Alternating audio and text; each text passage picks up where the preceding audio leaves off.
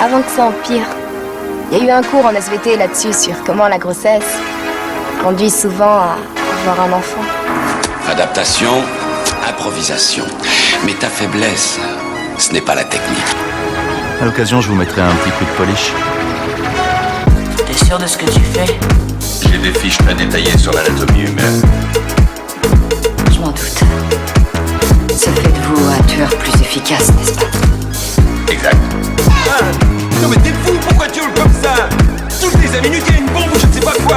Bonjour à tous et bienvenue dans notre podcast 3 Actus Ciné Sinon Rien, avec moi pour m'accompagner Mas. Bonsoir tout le monde. Et Gino. Salut à tous. Le principe de l'émission est simple, on commentera 3 actus qui ont secoué les réseaux sociaux, on en débat ensemble dans les cases commentaires afin que vous puissiez vous exprimer également, nous essaierons dans la mesure du possible d'y répondre. Nous allons parler du casting d'Astérix, George Miller qui nous en dit plus sur son prochain Mad Max, et une horde de zombies pour Zack Snyder. Ça commence maintenant. Commissaire, on nous communique que la police a découvert que la victime du second meurtre portait le même nom que la femme tuée ce matin. Monsieur le commissaire, est-il exact que ces 2 meurtres ont été commis dans le même ordre que l'annuaire? Astérix et Obélix, l'Empire du Milieu, balance les noms de son imposant casting et ça fait peur. Parfois, certains poissons d'avril semblent tomber un peu tard alors que Guillaume Canet a annoncé réaliser Astérix et Obélix, l'Empire du Milieu, sa nouvelle adaptation des bandes dessinées d'Uderzo et Goscinny a dû repousser son imposant tournage, pourtant longtemps planifié pour l'été 2020. Mais cette fois, c'est la bonne, ou presque, puisque les prises de vue du blockbuster français vont débuter ce 8 avril 2021. À l'heure où l'on parle, il y a eu déjà 2 semaines de tournage, comme l'a confirmé le producteur Alain Attal dans le film français. Dès lors, on sait désormais que Marion Cotillard incarnera Cléopâtre, près de 20 ans après Monica Bellucci. Du côté des habitués du village gaulois, la chanteuse Angèle prêtera ses traits à Falbala, tandis que Jérôme Commandeur montera sur le bouclier j'ai toujours du mal à dire ce putain de nom, d'Abracoursix, le chef du village. Pierre Richard deviendra quant à lui Panoramix, reprenant le flambeau du regretté Claude Rich. Pour le reste, l'Empire du Milieu a l'air de se présenter comme une grande réunion familiale du cinéma français, pour le meilleur et pour le pire. Voir Jonathan Cohen qui jouera Grande Maïs, sans doute en duo avec Ramzy Bedia qui interprétera de son côté Épine Maïs, mais de l'autre, le fait de savoir que les influenceurs McFly et Carlito ont décroché les rôles de Radius et Cubitus n'est pas vraiment là pour nous rassurer, au même titre que la présence du footballeur Zlatan qui jouera Antivirus, qui nous a immédiatement renvoyé aux heures les plus sombres de l'histoire de France, le final d'Astérix aux Jeux Olympiques. Mais ce n'est pas tout, puisque ce nouvel Astérix et Obélix pourra aussi se reposer sur Vincent Cassel qui jouera César, Orelsan Titanix, Manu Payet Rikiki, Audrey Lamy Bonne Mine, Laura Felpin Carioca, Vincent Dezania Perfidus, José Garcia Biopix, Marc Fraise Plexus, Thomas VDB que j'adore Sinus, Franck Gastambide Barbe Rouge, Issa Doumbia Baba, Philippe Catherine Asturansourix, Big Flo et Oli Abdel Malix et Toufix, ou encore Mathieu Chédid qui, en plus de jouer un personnage nommé Remix, composera la musique du long métrage. Alors, question messieurs, qu'est-ce que vous pensez du projet et aussi du casting? Ouf, bah écoute, comme je te le disais en off, la dernière fois qu'on a eu un effet d'annonce comme ça avec pléthore de vedettes et de stars, c'était justement pour le fameux Astérix aux Jeux Olympiques, et tout ça pour avoir un étalage, vas-y, on a ramené du guest et tout pour les 5 dernières minutes du film avec Tony Parker et Zinedine Zidane entre autres.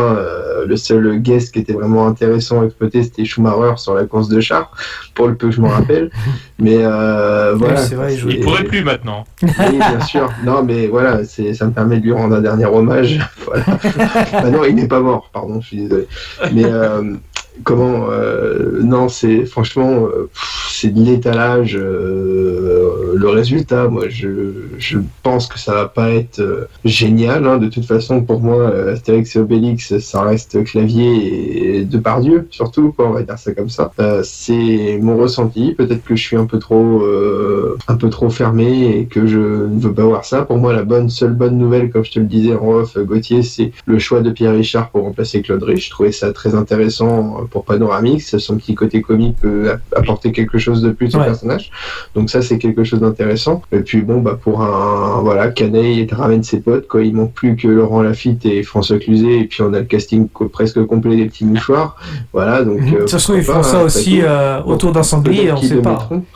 Et puis, pour les aventures d'Astérix en Chine, c'est dommage qu'ils n'ont pas pensé à un personnage qui se serait appelé Parti Communix. Ça aurait été pas mal. Ça aurait été intéressant, avec Adrien Quatennens, par exemple, tu vois. Non, mais sinon, franchement, j'en attends rien de spécial, quoi. C'est de l'étalage de vedettes, quoi. Voilà, il y a quelques noms qui sont intéressants. Commander, c'est très bien aussi, mais le reste, Big Flo et Oli, est-ce que tu as envie de les voir dans Astérix? Non, pas des masses, quoi. Déjà, tu veux pas les voir sur scène, alors en cinéma, voilà, on verra bien, quoi. Mais même pas un petit peu McFly et Carlito? McFly et Carlito, moi j'ai appris leur existence à partir du moment où Macron leur a donné un challenge. Mais non, si, Orelsan, pourquoi pas, j'aime beaucoup cet auteur. Voilà, donc on verra ce que ça donne, quoi. Thomas VDB, c'est assez marrant, voilà, on verra bien. Le Chicandier, pourquoi pas, ça peut être drôle, quoi. S'il a la liberté de faire ce qu'il fait sur ses vidéos, pourquoi pas. Bon, je sens qu'il va déboucher quelques gourdes de potions magiques, certainement, mais autrement, voilà, quoi. J'en attends rien de spécial, quoi. Et toi, Amos? Moi, j'ai beaucoup de principes en cinéma, si je puis dire, et en général, quand tu mets une grosse partie de ta com sur juste le casting, je pense que ça pue, parce que, après, là, c'est normal, parce qu'ils n'ont pas d'image à montrer, donc c'est logique. Mais je me dis, tu vois, ça va faire exactement ce que vous l'avez dit vous-même, comme Astérix aux Jeux Olympiques, déjà à l'époque, ça pue. Je pense pas que ça pue autant. Attention, parce que c'était quand même une belle merde, quand même, faut le dire, les Jeux Olympiques. Ouais. Je pense pas que ce sera à ce niveau-là, évidemment. Après, pour moi, ce qui fait la qualité d'un film Astérix et Obélix, finalement, évidemment, c'est l'écriture. Celui qui a bien marché, c'est Mission Cléopâtre, parce qu'il y avait l'écriture de Chabat derrière, donc qui avait bien travaillé son sujet, etc. Qui aimait aussi l'univers, évidemment. Je sais pas si Guillaume Canet a la même connaissance et le même amour pour cet univers, parce que jusqu'à présent, moi je suis pas un grand fan des films de Canet, pour moi c'est pas transcendant. Après, c'est la première véritable comédie qu'il va faire. On verra. Avec un gros budget. C'est vrai qu'il est plus dans le drama, c'est vrai. Il a quand même fait. C'est lui qui avait réalisé Rock'n'Roll. Ouais. Ah oui, bien sûr, oui, quand même. Bon, après, on s'attendait tellement à rien, nous, ça nous a fait rire un peu, Gauthier. On s'attendait tellement à une merde qu'en fait, finalement, on s'est retrouvé devant, mais bon. Et on s'est bien marré quand même, non, j'avoue. Ouais. Mais il n'avait pas forcément Astérix et Obélix dans la culture populaire, forcément, c'est beaucoup plus ancré que Rock'n'Roll, qui est juste on va dire un film d'auteur pour être gentil. Donc là, il y aura plus d'attente, forcément. Quel mépris. Non, en plus, aucunement, parce que vraiment, Rock'n'Roll, si je repassais, je dirais pas non à le revoir, parce qu'il y avait quand même 2-3... Ouais, même... C'est une passion, non, c'est pas honteux, ça va. Vraiment, c'était drôle, quoi. Pas au sérieux. Ouais, c'est ça. Non, je trouve ça va, c'est pas honteux. Donc après ce casting, franchement, je trouve qu'il y a beau à manger là-dedans, on a de très bons comédiens, il n'y a pas à dire, évidemment. Guillaume Canet et Gilles Lelouch, je les aime bien, à voir dans les rôles. Bon, encore une fois, wait and see. Par contre, Vincent Cassel, en César, je trouve que c'est une super trouvaille. Ouais. Oui, par contre, on était d'accord là-dessus avec Gilles. Mais ça, on est d'accord, tout à fait. On en parlait en off aussi, Cassel en César, très bien. Je pense que c'est très bon choix de casting, à confirmer, bien sûr. Pareil, mais José Garcia, que moi j'adore, de toute façon, depuis par ailleurs, en comédie, ce mec-là, moi, je suis grand fan de José Garcia. Donc, il y a quelques petites trouvailles. Jérôme Commandeur aussi, je pense que ça peut être un bon truc. Moi, en plus, il va jouer le chef du village, donc ça peut être un petit peu bêta, un petit peu, ça peut être pas mal. Jonathan Cohen, s'il est bien exploité aussi, ça peut être intéressant. Jonathan Cohen, même Ramsey, dans certains rôles, des fois, ça peut passer, quoi. Mais ça dépend ce que tu... ça dépend ce que tu leur fais faire, quoi. C'est comme tout. Là, je vais faire juste ma parenthèse vieux con comme je fais tout le temps. Il y a juste un truc qui me dérange, évidemment, c'est les gens comme Angèle, Carlito, je dirais, même Big Flo et Oli, parce qu'en fait, c'est juste pour amener le jeune public, les millennials, quoi. Oui, c'est juste pour ça. C'est tout, c'est juste du marketing. On les a pas pris pour leur talent d'acteur. La preuve, c'est qu'ils sont même pas acteurs de base. Donc après. J'imagine que Falbala va faire un petit peu sa rôle féministe. Après, voilà, j'exagère j'exagère un peu, mais McFly et Carlito, ça m'est arrivé de voir passer par là une de leurs vidéos. Ils ont pas mal de concepts assez marrants. J'en ai vu une qu'ils avaient faite avec Will Smith et Martin Lawrence à l'occasion de Bad Boys for Life, je crois. Et ils ont après, comme tu dis, c'est du spectacle YouTube, tout ça. C'est ça qui est un peu, c'est un art complètement différent. Big Flo, Oli, Angèle, c'est plus des personnes qui font leurs preuves sur scène, voilà, dans leur domaine. C'est dommage en effet, oui, comme tu dis, c'est juste pour appâter le jeune public qui peut-être dans les ventes de bandes dessinées, peut-être qu'Astérix est un peu délaissé et peut-être qu'on souhaite les conquérir avec ça, je ne sais pas. Ça peut être une piste. Orelsan, il a quand même fait de la comédie sur Canal avec Bloqué à l'époque, avec Gringe. Donc c'était quand même intéressant, faut voir quoi. Et ça, c'était une mini-série qui marchait bien. Attention, par contre, c'est paradoxal ce que je veux dire, mais après, je trouve ça bien qu'on ait une ouverture vers des gens issus d'autres médias, tu vois, je trouve ça bien dans l'absolu. Par contre, voilà, pour moi, évidemment, c'est surtout et avant tout, ils ont été pris pour être un levier marketing, c'est tout, c'est ni plus ni moins. Exactement, Zlatan Ibrahimovic en est le parfait exemple. Pour les footeux. Voilà, c'est pour les footeux. On va attirer les jeunes supporters du Paris Saint-Germain et de France qui ont aimé Zlatan au PSG. C'est clair qu'il a marqué le pays quand même en France, il a marqué le championnat, tout ça, donc peut-être qu'il marquera, et c'est un nom important pour le jeune public. Peut-être que le jeune public n'irait pas au cinéma s'il n'y avait pas Zlatan, on est d'accord, mais j'espère qu'ils ne seront pas déçus comme nous on a pu l'être avec Zidane et Tony Parker il y a quelques années, et Amélie Mauresmo aussi, je crois qu'elle avait fait un guest aussi pour la partie féministe. Voilà, donc tu vois, c'est... Voilà. Bon, c'était limite la seule bonne idée du film, si je me souviens bien. Je vais pas leur enlever la pierre, mais là quand même, c'était la seule partie drôle, entre guillemets. Il est pas chier quand même de donner le rôle de César à Vincent Cassel quand tu sais que c'est Monica qui avait joué le rôle de... Oui, c'est vrai quand on y pense. Bon, là, j'ai même pas fait le rapprochement. Là, c'est Marion Cotillard qui va jouer Cléopâtre. J'aime bien Marion, mais Monica, c'est Monica. Ça aurait été de la gueule. Enfin, je suis pas sûr. Enfin, je sais pas si ça reste en bon terme, peut-être pas, mais il rappelle Monica Bellucci pour le rôle. Ça aurait été beau. Ah oui. J'aurais bien aimé. Après, je pense qu'ils peuvent pas forcément, mais moi, ce qui me fait peur, parce que t'es bien Edouard Baird. Oui, carrément. Ouais, Edouard Baird, c'est con en scribe ou en Astérix, qui sait. Tu vois vu que ça un peu absurde. Vu que c'est un ouais, c'est vrai, il a fait Astérix. Non, parce que justement, je voulais revenir dessus parce que il faut savoir que quand même, on est, il me semble que c'est le 5e film sur Astérix et Obélix, en tout cas en adaptation live en France. Le plus réussi, c'est celui qui est le plus détesté par les créateurs, c'est-à-dire comment Astérix et Obélix Mission Cléopâtre. Moi, c'est ça qui me fait un peu chier, c'est que je pense, tout comme les autres réalisateurs juste avant, que ce soit pour aux Jeux Olympiques ou encore au service de Sa Majesté. J'ai du mal à me souvenir du truc tellement il est passé inaperçu. C'est parce qu'on ne laisse pas tout simplement la créativité qui va avec. Si on laisse pas Guillaume Canet faire ce qu'il veut avec cette adaptation, ça va être compliqué quoi. Et je pense que ça peut être un four si on le laisse pas faire ce qu'il veut quoi, entre guillemets quoi. Que ce soit sur l'écriture des blagues, que ce soit sur la mise en scène, que voilà, les moyens on les a pour faire un bon film, entre guillemets. Pour je repense aux effets spéciaux aux Jeux Olympiques. Après, c'était pas trop mal quoi. Aussi de ce que j'avais vu sur une vidéo qui avait été très bien faite par Monsieur Méa sur Astérix justement aux Jeux Olympiques, où il faisait un peu le contexte vis-à-vis des 2 premiers films. Apparemment, je crois que c'est Uderzo qui n'avait pas apprécié énormément Mission Cléopâtre, du fait qu'on avait eu un humour un peu Canal+, qui était très en vogue à l'époque. Lui, il n'avait pas super bien aimé, et lui donne davantage de crédit au service secret de Sa Majesté, ou le 3e aux Jeux Olympiques, parce qu'il a validé les projets. Et il faut quand même rappeler qu'il y avait un projet qui avait été porté à l'époque par Gérard Jugnot pour Astérix en Hispanie. C'était un des très gros projets, où avec les membres du Splendide et puis aussi Jamel, tout Clavier, Depardieu, ils auraient dû repartir dans l'esprit un peu Chabat, tout ça.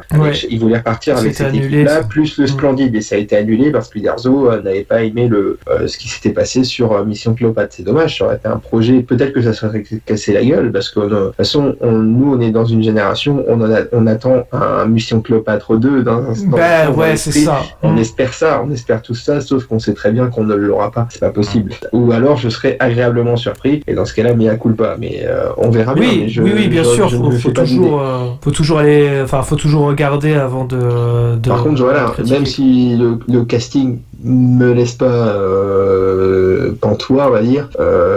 J'ai quand même envie d'encourager Guillaume Canet parce que c'est un gros projet, c'est un gros risque, donc je ne peux que l'encourager, comme tu dis, s'il a les pleines possibilités de faire ce qu'il souhaite. Tout à fait. Et si, il y a un truc qui m'a fait rire quand même sur Twitter, je fais une petite parenthèse, c'est Philippe Croison, je sais pas si vous le connaissez, mais qui a dit ils auraient pu me prendre pour faire un bras raccourci quand même. Oui, c'est vrai. Quel génie. J'adore ce mec, putain. C'est Winamax Sport qui avait fait aussi le prochain casting. Il y aura Didier Six pour ceux qui ont plus de 50-60 ans. Didier Six est un ancien attaquant d'équipe de France et son nom de famille était 6 comme le chiffre. Donc je trouvais ça assez drôle. Voilà, je trouvais ça assez marrant. Oui. Ils sont forts. Et Valbuena, je crois qu'il l'avait appelé Trop Petit X, non? Ou Classé X, je sais plus. Ah ouais, ça c'était bien. Aussi. Voilà, pour ceux qui ne connaîtraient pas, abonnez, même si vous n'aimez pas le foot, abonnez-vous au compte Winamax Sport, vous allez rigoler. C'est un bonheur. Décidément, on fait de la pub pour les gens, quoi. Oui, j'espère que Winamax fera de la pub pour 3 news ciné, sinon rien, voilà quoi. Sinon, en tous les cas, oui, on parlait de Guillaume Canet tout à l'heure, mais c'est vrai que on a l'impression qu'il se met vachement en danger quand même ces derniers temps. Déjà, faire la suite des Petits Mouchoirs 2 que personne ne voulait, bon ok. Rock'n'Roll, Astérix, c'est vrai que c'est quand même des projets où tu te dis tu peux te casser la gueule, quoi. Au-delà de ça, oui, parce que tu parles en tant que réal peut-être. Oui, en tant que réal, ouais. Pas qu'en tant qu'acteur, hein, parce que bon, en tant qu'acteur, il a fait des films qui ont plutôt bien marché, là, je pense au Nom de la Terre, tout ça. Ses projets en tant que réalisateur, Guillaume Canet a toujours quand même un succès commercial satisfaisant, on va dire, sur le sol français, et critique aussi plutôt encourageant. Ne serait-ce que le dernier qu'il ait fait, Au Nom de la Terre, si c'est bien le dernier. Alors c'est pas lui qui l'a réalisé, hein, j'insiste, il est juste acteur dedans. Oui, t'as raison. Non, il l'a pas réalisé. C'est un Tournant en Mayenne. Oui, Tournant en Mayenne. Oui, en Mayenne. Par contre, oui, c'est vrai. Non, je confonds, t'as raison. Il était venu faire la promotion du film, par contre, à Laval, avec le réalisateur. Oui. Mais je me demande s'il n'était pas engagé. Il n'était pas engagé comme un. Il n'était pas comme producteur un peu ou coproducteur du film. Ah bah de toute façon, après, avec le film, c'est vrai qu'ils sont beaucoup engagés auprès des paysans et compagnie par rapport à. Tu vois, mais tellement il s'était engagé pour la promotion de ce film et tout, j'avais l'impression que c'était lui le réal, mais t'as raison, c'est pas lui. Non, oui, je confonds avec un autre. Autant pour moi. Non, mais c'est vrai que je trouve qu'il prend quand même quelques risques, même si effectivement, justement, il a le côté populaire à côté. Quand il a sorti son Rock'n'Roll, personne n'y croyait, quoi. Quand on a dit que ce serait lui le réalisateur d'Astérix, encore aujourd'hui, on en parle avec le fameux casting, on se dit c'est un peu casse-gueule, quoi. Mec, qu'est-ce que tu fais, quoi. C'est quand même là on peut effectivement tirer son chapeau en disant bravo, parce que là même moi je me serais pas aventuré là-dedans, surtout après 2 opus qui ont été une catastrophe. De toute façon, Astérix, quel que soit le réalisateur, c'est une licence casse-gueule quand même. C'est pas faux. C'est soit tu sors un peu du cadre comme l'a fait Chabat en mettant un peu de l'humour, tout en ayant gardé un esprit bande dessinée, ou alors tu fais quelque chose de très sérieux, très bande dessinée justement, où tu n'as pas l'esprit onomatopée et tout ça, comme c'est casse-gueule. Franchement, t'auras toujours des gens qui vont critiquer, on va dire, le style plus que le fond, quoi, de l'histoire. Ouais. Quelque chose à rajouter? Non, on verra bien après. Espérons juste que il s'attarde un peu sur la qualité à la fois du scénario et des dialogues. C'est ce qui fera le succès ou non de ce film, je pense, en tout cas au niveau critique. Tout à fait. Et complètement on peut juste souhaiter, comme je disais, bonne chance à Guillaume Canet pour la suite de ce film et pour sa réalisation. Qu'il puisse faire ce qu'il veut. Eh bien, on l'encourage dans ce cadre-là. On va passer à la deuxième news, et oui, Mad Max Fury Road. George Miller évoque le tournage ambitieux du spin-off Furiosa. Alors que l'épidémie du Covid-19 bat son plein dans la plupart des territoires à travers le monde, certains pays ont réussi à bien mieux gérer la crise. Parmi eux, l'Australie a suffisamment éradiqué le virus pour permettre à l'industrie cinématographique d'y connaître un nouvel essor. Et à vrai dire, cela fait plusieurs années que le gouvernement a cherché à faire du pays un pôle important du cinéma mondial.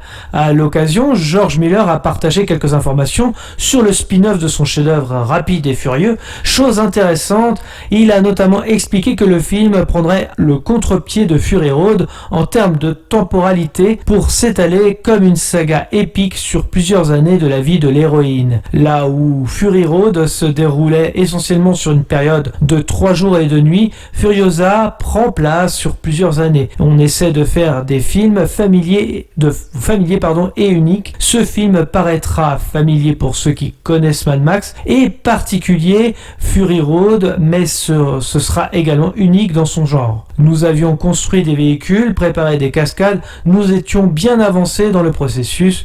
Enfin, George Miller ne s'est pas privé en ces temps de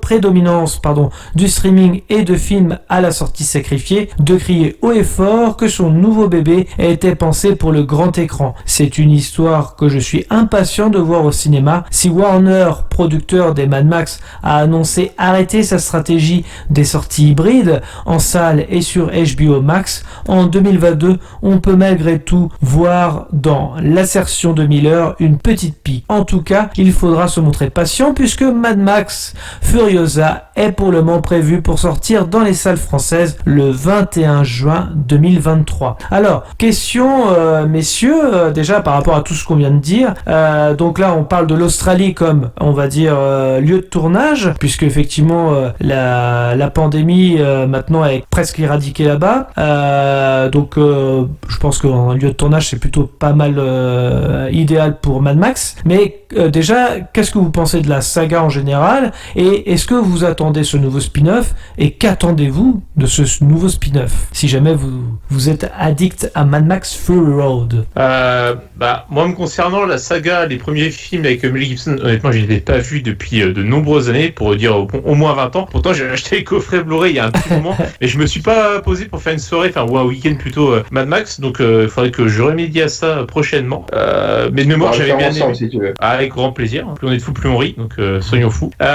Donc voilà, après c'est des films qui en tout cas à l'époque de mémoire j'ai pu taper le 1 et le 2 notamment, après le 3 je m'en souviens plus beaucoup pour être tout à fait honnête, et pour le Fury Road qui évidemment est assez frais dans ma tête puisque c'est 2013, 2015 je sais plus. 2015. 2015 ouais. Ok, celui-là pour le coup est beaucoup plus récent, que je le mémorise davantage, et c'est vrai que c'était une très très bonne surprise, comme pour la plupart des gens et vous y compris j'imagine, c'est-à-dire que c'était extrêmement bien mis en scène par George Miller, c'était un super spectacle, un scénario en soi pas très recherché parce que c'est une course-poursuite tout au long du film, mais c'était super rythmé, super bien filmé, les personnages super intéressants aussi, on s'attachait quand même, etc. Donc c'était un très très bon film, donc plutôt enthousiasmé moi par cette suite, surtout que pour le coup tu vois, on reproche à l'heure actuelle les adaptations on va dire de films vers le public féminin si je puis dire, mais c'est un portage vers des films qui ont déjà été réalisés avec des personnages masculins typiquement SOS Fantôme, on a eu Ocean 8, etc. C'est vrai.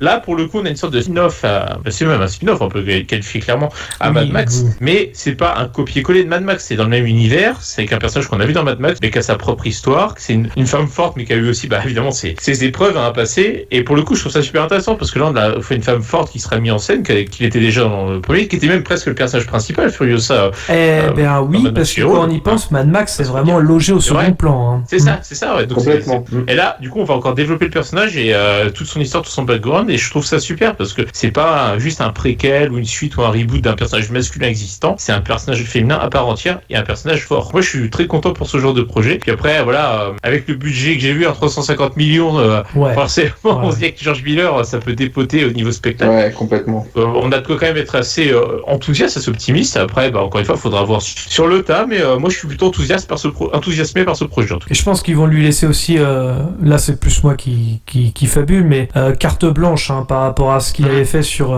Fury Road, et vu ce que le film a rapporté même en termes de Blu-ray physique et compagnie. Ils peuvent. Il y a juste un petit truc que je vais mettre un bémol, c'est mon côté relou qui est un peu en dehors du film en lui-même. J'espère juste qu'ils seront un peu plus respectueux de l'environnement, parce que le tournage qui était en Namibie du premier, mais si je dis pas de bêtises, c'était une catastrophe écologique apparemment, un niveau c'est pas évident un film de cette envergure, mais ils ont ruiné une partie du désert avec le tournage. T'es sûr de toi? Il me semblait que justement pour moi c'était un retour aux sources, il me semblait que le premier Mad Max avait été tourné en Australie. Non mais je parle des conditions de comment dire. De Fury Road. Ouais, Fury Road, on va saloper le désert en tout cas là où ils ont tourné apparemment, donc oui, parce que c'était aux États-Unis il me semble pour le Fury Road. Alors le premier Mad Max oui c'est peut-être en Australie, t'as raison. Il me semble que justement c'était un film présenté comme un film australien à l'époque. Je peux me tromper, j'ai pas été faire la recherche, t'avouerai, parce que je pensais pas qu'on allait parler géographie ce soir, tu vois. Non mais voilà, pour rebondir là-dessus, c'est vrai que Mad Max ça reste une saga qui a peut-être peut-être vieilli aux yeux de certains, mais moi je le trouve toujours aussi efficace et génial, quoi. Comme toi, c'est le 3 sur lequel j'ai le moins de souvenirs. Le 1, pour moi, est génial. Le 2 est fabuleux. Enfin, c'est un vrai film plus orienté action. Là où George Miller a fait quelque chose de fort avec Fury Road, c'est qu'il a retransmis un peu cette côté, comme tu le disais. Le scénario est pas élaboré, mais c'est une course-poursuite. Et même quand, dans le tout premier Mad Max, même s'il y a des moments assez lents, tu es toujours sur un stress d'une course-poursuite entre les anges de la route, je crois, les anges de la route, je crois qu'ils s'appellent les méchants, et Max interprété par Mel Gibson, et voilà, les poursuites avec sa femme et tout, c'est franchement c'est un scénario haletant, c'est violent, c'est tout ce que tu veux, mais c'est tellement génial. Franchement, si je devais conseiller au public de regarder dans les anciens Mad Max, je conseille le 1 et le 2 en priorité. Le 3, faudrait que je me le revoie, parce que peut-être que je me fais une idée comme ça, tout simplement parce qu'il y a Tina Turner dedans, mais peut-être que je le revois. Il faudrait peut-être que je le revoie pour être un peu plus objectif. Et puis ouais, la grande claque, Fury Road, c'était vraiment génial. Moi, au départ, je me suis dit, allez, encore un film où on fait un reboot et tout, parce que on n'est pas vraiment dans le Mad Max de Mel Gibson, qui était l'ancien flic et tout. On est plus là sur un mec qui est capturé pour être le donneur de sang au pilote, si jamais il meurt voilà, enfin bref, c'est un globulard. C'est un globulard, voilà, j'ai cherché le terme. Merci. Non, mais on est sur un scénario complètement tout autre. On est plus dans le post-apocalyptique que le tout premier Mad Max, même s'il se veut un peu dans cette trame-là, mais on est beaucoup plus dedans. On est plus dans l'essence même du Mad Max 2, je dirais. Voilà. Ouais. C'est vraiment intéressant, et honnêtement, George Miller aux manettes, écoute, foncez, allez-y, quoi. George Miller aux manettes, Furiosa, en plus, tu l'as très bien dit, le personnage, il prend, même si le titre c'est Mad Max Fury Road dans l'épisode, franchement, des fois, Tom Hardy, je me suis dit, mais il est en retrait, quoi. C'est Charlize Theron et Furiosa qui mènent la danse, quoi. Et de très belle manière. Donc là-dessus, moi, l'histoire du personnage de Furiosa m'intéresse énormément. Et si c'est Miller qui le fait, pas de souci, allez-y, avec Gérard Miller. Gérard Miller. C'est justement, c'est Cominix. Juste par rapport à... Il était dans Tintin. Juste par rapport à cette fois-ci, les personnages, donc le personnage de Charlize Theron sera cette fois-ci incarné par Anya Taylor-Joy, c'est important de le savoir, et elle sera accompagnée de Chris Hemsworth, donc notre Thor national. Donc voilà, c'est juste pour vous dire un peu l'idée du casting. Et comment s'appelait le méchant déjà, Little Big Joe dans Fury Road? C'est quelque chose comme ça, il me semble, ouais. Qui était déjà présent dans le 1 ou le 2, je sais plus. Et l'acteur qui était décédé, justement, lui qui avait fait le méchant du tout premier Mad Max, qui était revenu pour jouer le rôle du grand méchant, du migrant dans... Comment tu dis, Mas? Immortal Joe, voilà, c'est ça. Et qui était revenu. Est-ce que Chris Hemsworth va s'inscrire pour jouer le rôle de ce méchant-là? Parce qu'il y a un lien quand même entre Furiosa et ce méchant. Il y aura forcément un lien avec Furiosa, parce que c'est justement c'est ce qu'elle fait charismatique pour jouer ce rôle quand même. Ouais. Parce que Immortal Joe, il y a quand même un truc, même si le personnage paraît tout mou, tout ça, mais tu sens qu'il y a une puissance dans ce personnage. C'est ça qui est impressionnant. Et puis j'espère qu'on aura du grand spectacle encore avec des guitares qui jouent du feu et tout. J'ai adoré. J'ai adoré. C'était génial. Franchement, George Miller, le mec, il a plus de 80 ballets. Le mec, il sort du grand spectacle. Il a une imagination de dingue. Un grand monsieur, George Miller.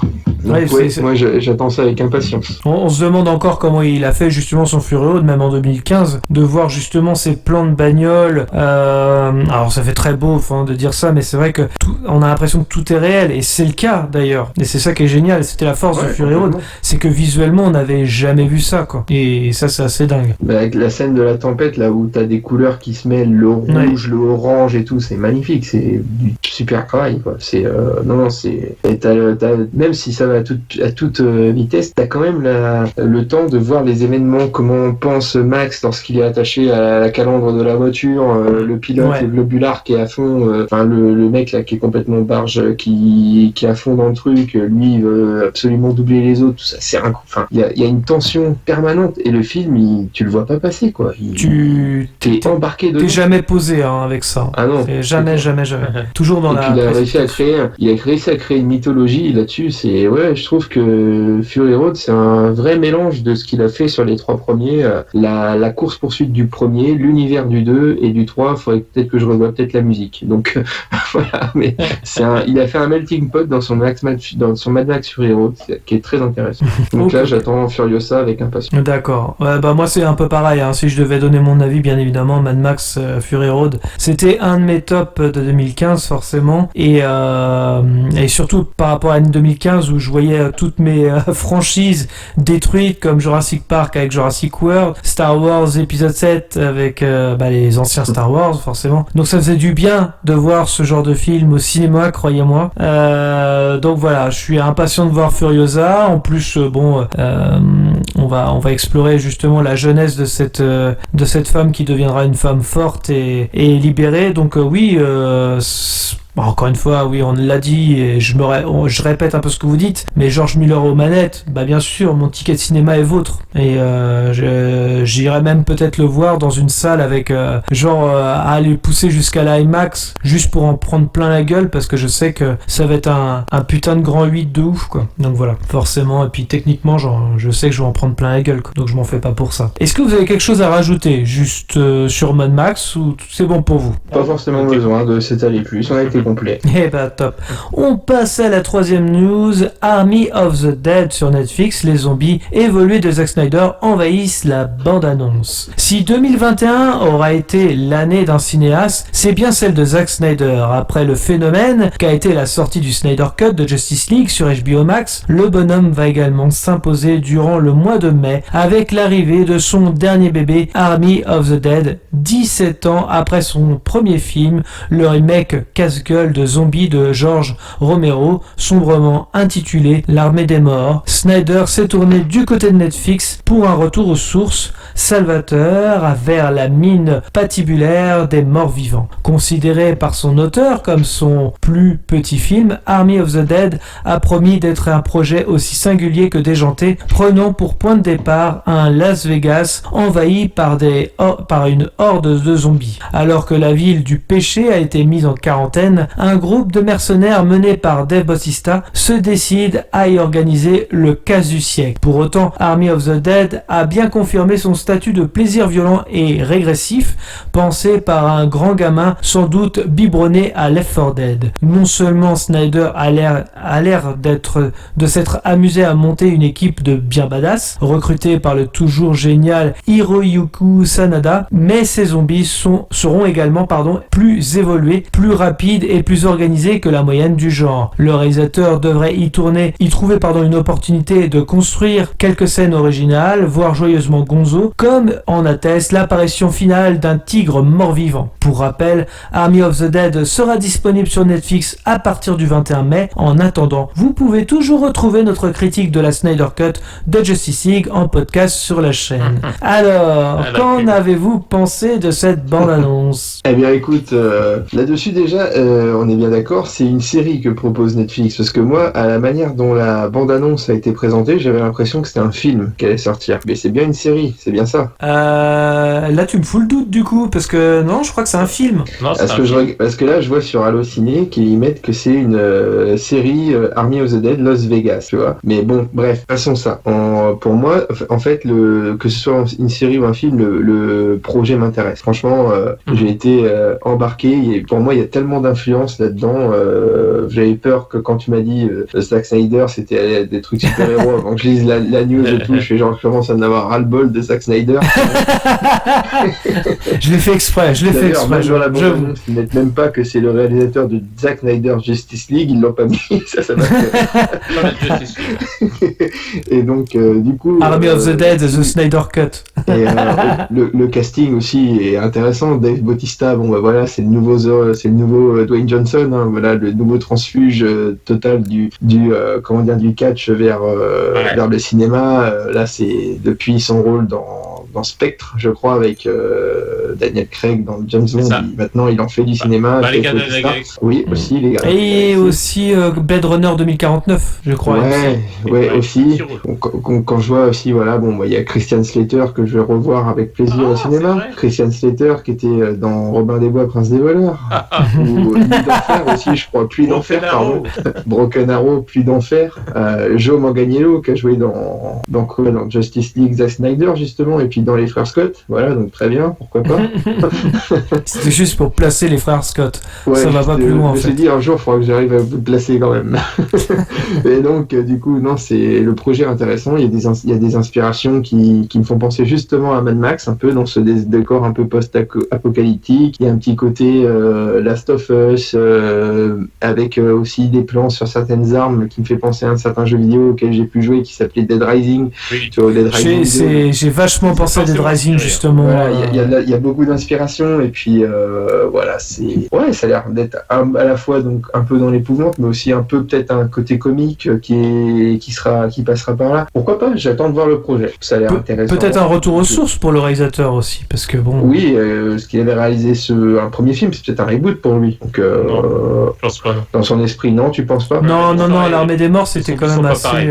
Ouais, c'est pas la même chose. Ok. Non mais c'est vrai que les zombies ont un côté aussi humour, tu vois, un peu Shaun of the Dead, des trucs comme ça, tu vois, c'est plutôt intéressant. Donc il y a des choses à voir là-dedans. Ouais, complètement. Je regarderai ça avec curiosité. Et toi, Meus? Ben, je vais rebondir un peu sur ce que vient de dire Gino. Je dirais que, a priori, comme ça, pour apprécier le film à sa juste valeur, je pense, faudra y aller avec une dose de second degré, parce que, a priori, tout se prend pas complètement au sérieux. Après, c'est un parti pris. Et moi, c'est vrai que ça me désole un peu. J'aurais préféré, tu vois, un film qui soit plus en mode full sérieux, parce que là, je pense que le problème, c'est on va pas, enfin, pour ma part, je vais pas m'inquiéter pour les personnages. Il y en a qui vont crever, forcément, mais bon, tu sais, ils vont désinguer du zombie comme si c'était un jeu par moment. Ça va être ça, tu sais, tu vas pas ressentir vraiment je pense, de tension. De tension, voilà, etc. Qui fait que, donc, ça peut être un divertissement très honnête, j'en doute pas une seconde. Mais voilà, moi, ce qui me désole, je préfère un truc full sérieux, comme certains films de zombies, tu vois, et où ça, ils ont chié leur race, c'est limite un peu sur le film d'horreur. Alors que là, on va plus avoir un film d'action, un film d'horreur action, tu vois, et teinté de comédie, je pense. C'est plus ça, moi, que je déplore un petit peu. Après, voilà, c'est un parti pris, c'est tout. On va pas le reprocher. Voilà, c'est complètement personnel. Et voilà. Et au-delà de ça, je pense que ce sera un très bon divertissement. On passera un bon moment devant, je doute pas une seconde. Mais c'est vrai, là, je rebondis sur ce que tu disais, Meus, parce que on parlait le côté second degré et compagnie, parce que c'est vachement dommage dans le sens où on a des zombies vachement flippants, parce que je sais que dans la bande-annonce, ils sont super bien faits. Et tu fais, c'est dommage de faire de l'humour, quoi, avec ça. Ouais. T'as envie que ce soit sérieux, justement. Et carrément. C'est pour ça que c'est un peu frustrant, du coup, tu vois. Tu dis, ils vont pas le faire en mode full sérieux, alors que tu vois la nana en zombie, là, avec les yeux rouges, elle sourit à moitié et tout. C'est hyper malsain, tout. Il y a moyen de bien flipper. Et même, la preuve que ça va être pour déconner, c'est, tu vois, ils ont fait à la Suicide Squad, c'est-à-dire qu'un titre rose fluo et compagnie, tu sais que ça pue, tu sais que ça va être dans cette mouvance-là, en mode, c'est une bande de potes qui viennent là pour désinguer du zombie et rigoler. Ouais, mais c'est un peu dommage. Oui, le fameux plan où on les voit avec des flingues, avec une caméra rotative, c'est ça. C'est ça, ouais. Et c'est quel réalisateur qui utilisait ça déjà? Rappelle-moi, Uwe dans House of the Dead. Ça, c'est pas bon, ça. Alors, foncez. J'ai en DVD, Gino, si tu veux, je te le prête. Donc, autant pour moi, par contre, je viens de vérifier, c'est bel et bien un film et non une série. J'ai été pris par la mauvaise fiche, Allociné. Et Joe Manganiello et Christian Slater ne font pas partie du film, à moins que la liste n'est pas complète là-dedans, donc ce serait plus pour la série animée. Oh, en plus, tu nous donnes des putains de mauvaises infos, Gino. Oh là, t'es viré. Bah écoutez, ça a été aussi moi le bordel sur Allociné. C'est bon, quoi. Ah oui, t'es sur Allociné, d'accord. Là, je comprends mieux. Bah ouais, mais bon, d'habitude, c'est vrai, j'ai pas fait appel à la source officielle de 3 News Ciné sinon rien, qui est Wikipédia. Je suis désolé, j'ai manqué à l'éthique de notre podcast. Ah mon Dieu. Je m'excuse. Après, au moins on a bon sur Dave Bautista, c'est déjà ça. Avec plaisir, parce qu'en fait c'est moi avec plusieurs comptes, les insultes. D'accord. Okay. C'est pour ça que je reconnaissais le verbe un peu. Non, c'est vrai que il y a certains plans de caméra qui me font un petit peu hurler, quoi. Tu dis bon, t'es sur du second degré et tout ça, sachant qu'il y a une grosse qualité derrière, quoi. Non, c'est vrai que après, moi je vois Zack Snyder, j'y vais, quoi, forcément. Mais comme dit Meus, côté un petit peu second degré, bon, j'espère que ce sera bien écrit. Ouais, reste à à voir ça, quoi. Non, mais on passera un bon moment devant, je ne doute pas une seconde. Mais voilà, ce sera, je pense, à voir une fois. Puis voilà. Ouais, je pense que ça peut être divertissant. Les films Netflix, quoi. Des films oubliables, quoi. Exactement. Ouais, c'est ça. Tu les as vus et après, bah, tu te souviens plus, quoi. C'est du McDo, du burger. Hein, voilà. C'est ça. Est-ce que vous voulez rajouter quelque chose par rapport à cette news? C'est mon dernier mot, Jean-Pierre. Moi de même. Eh bien, c'est très bien. Merci à tous de nous avoir suivis. Je vous rappelle que vous pouvez clocher, commenter, mettre un pouce bleu, nous suivre sur les réseaux sociaux, Facebook, Twitter, Instagram. Les liens sont dans la description. Dans tous les cas, rendez-vous dans les salles obscures pour de nouvelles aventures quand elles vont réouvrir. Bonne soirée à tous. Bonne soirée tout le monde. Salut, à la prochaine. Avant que ça empire, il y a eu un cours en SVT là-dessus sur comment la grossesse conduit souvent à avoir un enfant. Adaptation, improvisation. Mais ta faiblesse, ce n'est pas la technique. À l'occasion, je vous mettrai un petit coup de polish. T'es sûr de ce que tu fais? J'ai des fiches très détaillées sur l'anatomie humaine. Je m'en doute. Ça fait de vous un tueur plus efficace, n'est-ce pas? Exact. Ah, non mais t'es fou, pourquoi tu hurles comme ça? Toutes les 5 minutes, il y a une bombe ou je ne sais pas quoi.